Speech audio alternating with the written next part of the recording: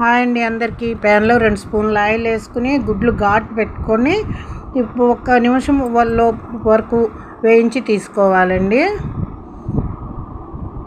తీసుకున్నాక ఇప్పుడు పోపు వేరొక బౌల్లోకి ట్రాన్స్ఫర్ చేసుకుని వీటిని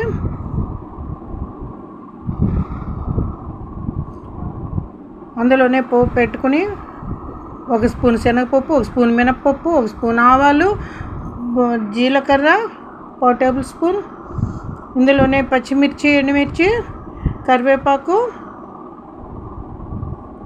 ఇప్పుడు ఆనియన్స్ వేసుకున్నాను, 1 టమోటా సన్నగా తరిగి వేసుకున్నాను,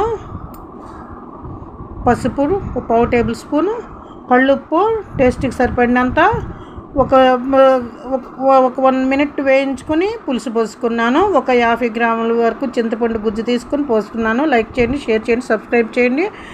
కారం తగినంత